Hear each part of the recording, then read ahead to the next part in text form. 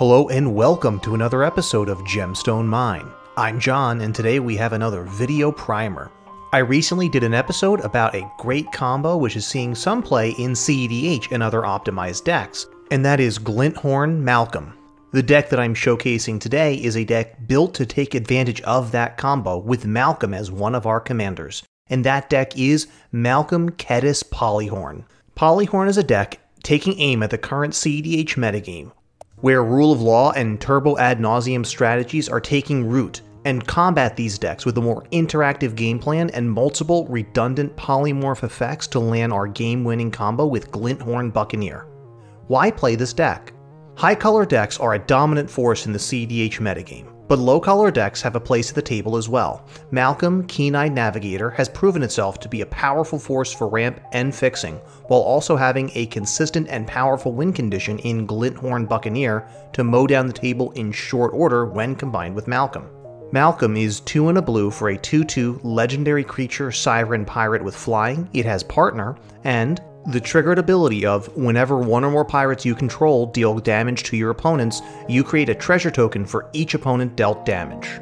This combines with Glinthorn Buccaneer, another Minotaur Pirate, a 2/4 with haste for 1 red.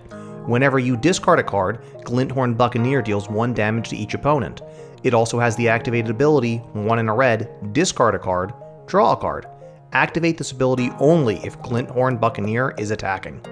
If you've already had a chance to watch or listen to our episode on the combo breakdown of Glinthorn Malcolm, you know how this combo works.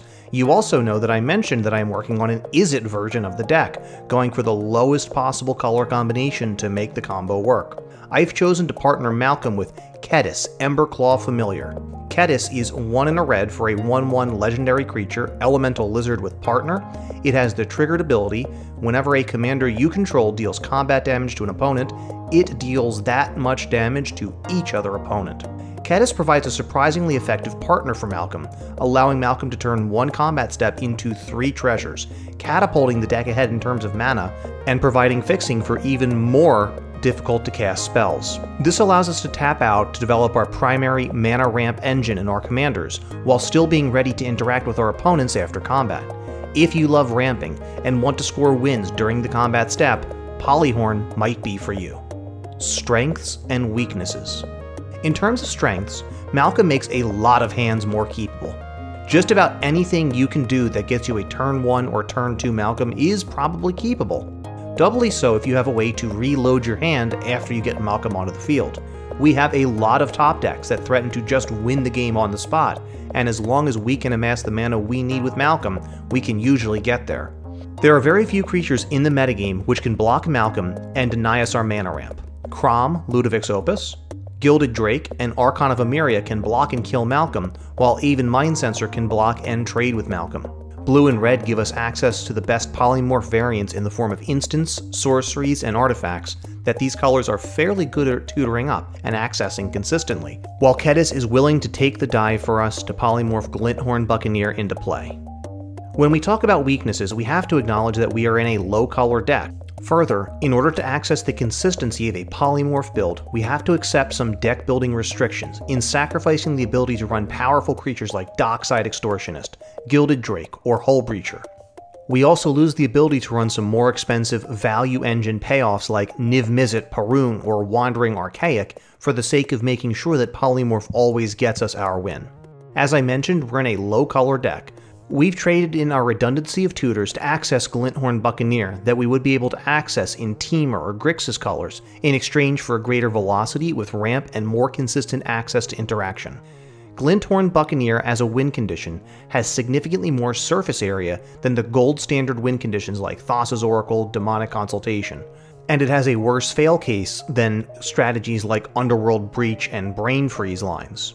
We have to move to combat, which means we may have mana floating off of a ritual and it is going to empty from our pool. Our opponents will have opportunities to interact with our polymorph, moving through steps and phases and activating Glinthorn Buccaneer. Our deck also feeds Dockside Extortionist like you would not believe, and Dockside can easily get people out from under stacks or other mana denial effects, which may be present at the table. We run some static interaction pieces like Chalice of the Void to fight back, but we still have to acknowledge how fat this deck will likely make Dockside Rituals. We also don't have card advantage coming from the command zone. We have a few pieces that synergize well with our commanders to generate card advantage, and we lean into Wheels as well as the traditional package of Mystic Remora and Rhystic Study, but we do not have a Tymna coming to our aid from the command zone. Strategy and gameplay. Polymorph lines and the core Glinthorn Buccaneer combo are hardly unique to this deck. Malcolm Keen-Eyed Navigator has been partnered with both Tana the Bloodsower and Vile Smasher the Fierce to gain access to either Green's creature tutors or Black's unconditional tutors respectively. Partnering with Kediss Emberclaw Familiar denies us access to a third color, but Kediss provides us with access to a massive boost in mana availability each time we are able to connect with Malcolm. The key to this is Malcolm's triggered ability doesn't rely on dealing combat damage. This is also what allows our combo to work. Kediss makes it so that when our commander is dealing combat damage to an opponent, each other opponent will also take damage from Malcolm.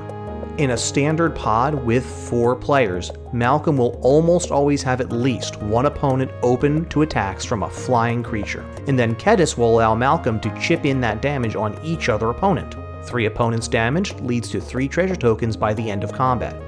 In this way, we get access to not just 1 but 2 powerful ramp engines in the command zone, which we'll need to pull off our fairly mana-intensive 1-card combo. Fortunately, while we lose access to some of the top quality tutors that could be used to access Glinthorn Buccaneer from Green and Black, we still have access to a unique effect in Izzet's share of the color pie: Polymorph. This effect has been migrating into red over the past several years. Divergent Transformations has seen play as a 1-card win condition in decks containing Izzet to win off of the Niv Mizzet Parun plus Tandem Lookout. Armed with a few other similar effects, we have a density we need in order to threaten wins off of a single cast, a powerful threat to present to the table. Kediss is an extremely easy to cast ramp multiplier who also acts as our polymorph sacrifice, turning easily into Glinthorn Buccaneer when we need to go for the win. The area where Izzet decks have some unique strength is the ability to use Wheels as both disruptive elements as well as sources of card draw for ourselves.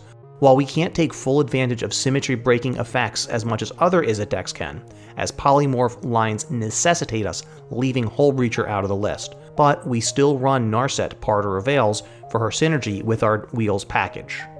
Interaction and decisions.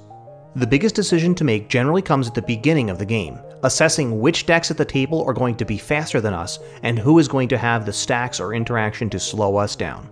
Our best opening hands are going to offer us a turn 1 or turn 2 cast of Malcolm. Generally speaking, it's usually correct to cast Kediss Emberclaw Familiar on the battlefield before combat on the first turn you're planning to attack with Malcolm. Kediss acts like a ritual in this case, costing 1 and a red and netting us 3 treasure tokens after Malcolm connects with an opponent, meaning that we're up 1 mana in the post-combat main phase. Post-combat, we assess our polymorph lines. We don't mind using our treasure to throw down disruptive effects that could minimize our opponent's ability to interact with our polymorphs, but we're also happy to cash it in for precious resources like card advantage. Outside of Wheels, we're running both Curiosity and Ophidian Eye. The wording on these auras is important because Kediss multiplies the effectiveness of both of them, allowing Malcolm to not just get us 3 treasures whenever he connects, but also to draw us 3 cards. It synergizes well with our plan of swing with Malcolm and make treasures, but it also presents a unique backup line with Glinthorn Buccaneer, which we'll get to later. If no other good options present themselves, it's usually correct to hold up mana and threaten interaction. We lack the raw card advantage to really effectively police the table in most scenarios, but forcing opponents to respect the open mana can still be the correct play. The next important decision point is timing the Glinthorn activation. Glinthorn Buccaneer needs to be activated during the combat step, and only after it has been declared as an attacker. The last chance your opponents have to interact before you have the option to activate the Minotaur is at the beginning of combat, before you declare any attackers. Be very clear when you are moving to combat for the sake of your opponents. We have the option of activating Glinthorn in response to any other spells our opponents cast or abilities our opponents activate from this point forward. If our opponents try to cast a removal spell pointed at Glinthorn once it's attacking, as long as we have at least 1 and a red available, we can activate Glinthorn and start the combo with their interaction on the stack. This is one of the reasons why we're running Kediss as our partner. Having lots of mana banked means that we can potentially have multiple activation of Glinthorn's ability on the stack in response to answers to our Minotaur. We do have one important line to keep in mind as well if we find ourselves choked on mana, the end of combat step resolution. During this step, we have dealt damage with both Malcolm and Glinthorn. That means we will have 2 treasure tokens from Malcolm's triggered ability. Glinthorn is also still an attacking creature during the end of combat step. That means that during the end of combat step, we can spend our most recently gained treasures to activate Glinthorn and potentially win even if we go into combat with 0 mana available. This can sometimes catch opponents off guard if they think you're too low on mana to present a win. Another important thing to consider while piloting this deck is going Hellbent. Having 0 cards in hand in cEDH is brutal, and being dependent on wheels in a metagame where Hull Breachers are lurking around every corner, and now we have Voidwalkers to worry about, we really need to be on our guard. We are particularly vulnerable to going Hellbent because we need to have at least 1 card in hand to discard in order to activate Glinthorn Buccaneer to win. This is also a deck that runs Reality Scramble as a potential win condition, so holding on to an extra land card to try to retrace and get another shot at going for the win could make a big difference. More than any other deck, we really want to keep a spare card or 2 in our hand whenever possible, particularly that spare land. Sure, it lets us represent interaction, but it also keeps our win condition active off of the top deck. There are a few cards which we cannot combo through and represent a hard stop as stacks effects to our plans. These are high priority for us to interact with if we're planning to go for the win, either with counter magic or removal. Collector Oof, Null Rod, Stony Silence, and Karn the Great Creator. These effects all prevent us from activating the abilities of artifacts, which means we can't go mana positive or even mana neutral when we're resolving Glinthorn Buccaneer's triggers. These also stop most of our backup lines with Underworld Breach. Cursed Totem and Lavinia, Keeper of Silence, these prevent us from even activating Glinthorn Buccaneer, which prevents us from even starting our combo. Suppression Field is effectively a hard stop, as this means we cannot go mana positive with Glinthorn Buccaneer triggering additional treasures.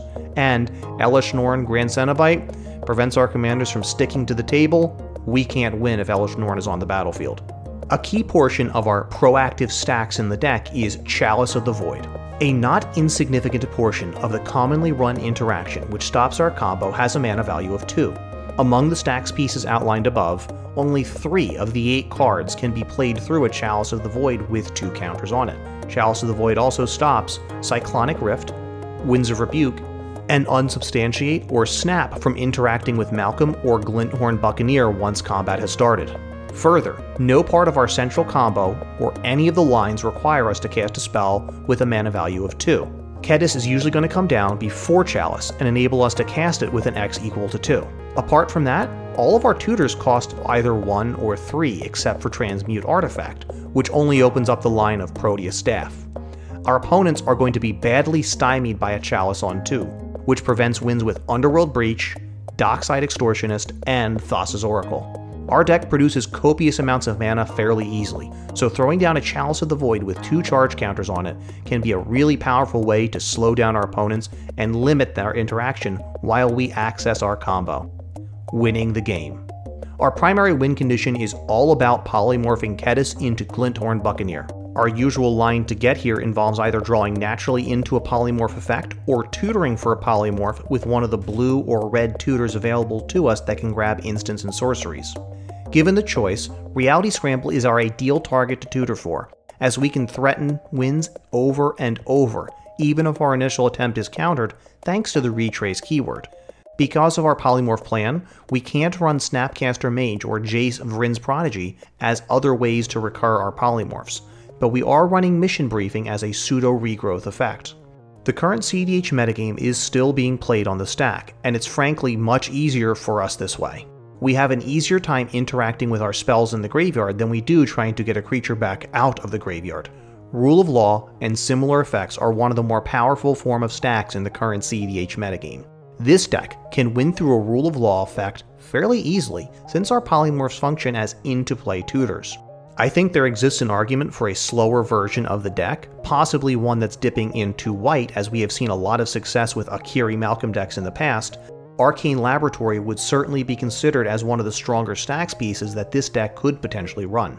We want to tutor for a polymorph effect early and avoid getting blown out by opposition agent. Fortunately, once we have a polymorph in hand, we can win right through an opposition agent. Polymorph effects don't search your library, so we can happily leave opposition agent and Avid Mind Sensor intact on the other side of the board. Our deck does run a few secondary win conditions. I mentioned before that Glinthorn Buccaneer has a unique interaction with curiosity effects. Without diving into the comprehensive rules, you need to set this up by getting 8 or more cards into your hand and then having either Curiosity or Ophidian Eye enchanting Glinthorn Buccaneer. You move to end step, and during the cleanup step, you discard down to 7 cards. A trigger from Glinthorn Buccaneer will go onto the stack for each card you discarded. Priority will pass as normal, and when these triggers resolve, you'll get to ping each opponent once for each card you discarded, drawing more cards, so each card that you discarded turns into 3 cards. Then a new cleanup step begins, the game notes you again have too many cards in hand, and you once again discard down to hand size. Each Curiosity trigger resolves independently, so you can draw the cards one at a time until the stack is cleared before moving on to the new cleanup step. This means that unless someone has more life than you have cards in your deck, you are very unlikely to deck yourself before you finish off all of your opponents. While our deck lacks any good ways to tutor up Curiosity or Ophidian Eye, the fact that they synergize so well with both Malcolm and Glinthorn Buccaneer means they are likely worth the include. Our other secondary win condition is Underworld Breach plus Brain Freeze. Being in blue and red means we're on wheels as a major part of our card advantage plan, and they layer fairly nicely with Underworld Breach as a secondary line. Not only does Breach give us another bite at the apple of Glinthorn Buccaneer if it gets removed, but it also opens up Lion's Eye Diamond plus Brain Freeze to mill out our opponents.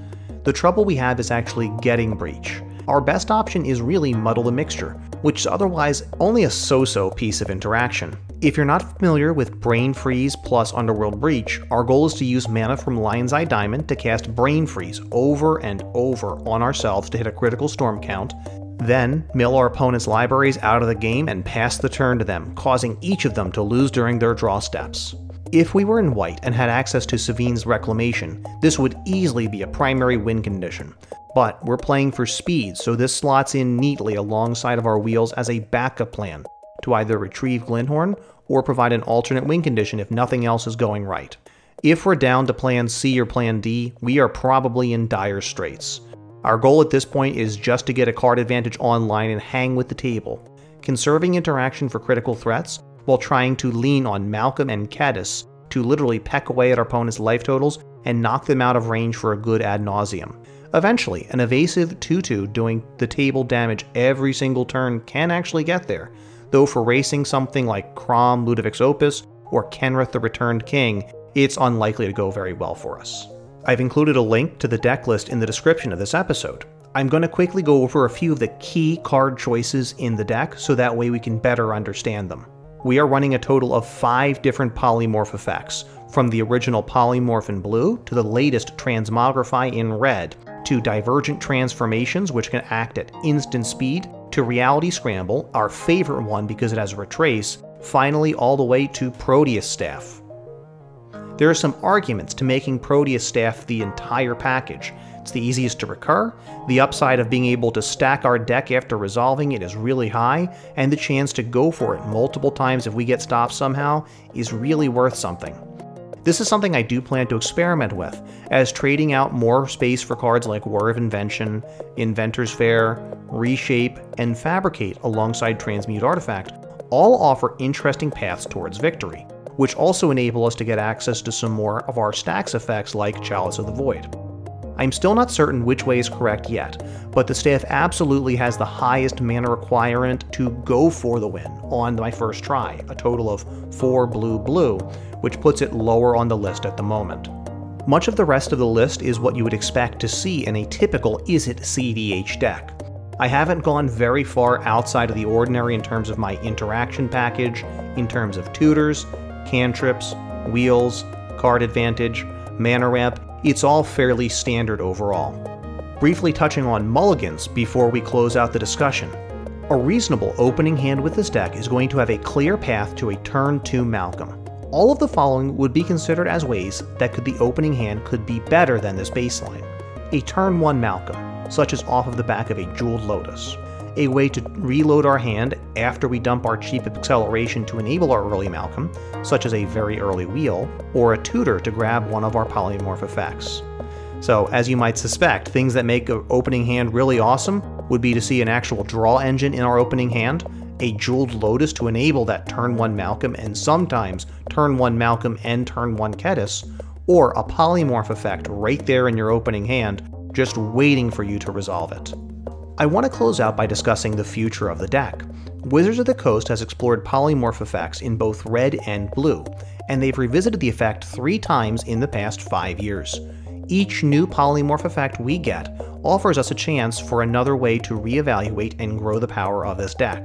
Further, we've seen new tutors for instants and sorceries recently as well, with Solve the Equation coming out of Strixhaven. Wizards may be revising their previous stance on tutors being bad for Standard, and conditional tutors may show up in the future. It's a safe bet that Izzet Colors will continue to care about instants and sorceries in the future, so this is another way the deck's consistency may increase as the years go on. Overall, I'm very excited for the future of this deck, and I hope you've enjoyed this discussion on Malcolm and Kediss. If you have any questions about the deck, you can feel free to reach out to us on Twitter, where we are at GemstoneMineMTG. You can send us an email at gemstoneminepodcast@gmail.com, or you can find us on YouTube, where we are Gemstone Mine Podcast.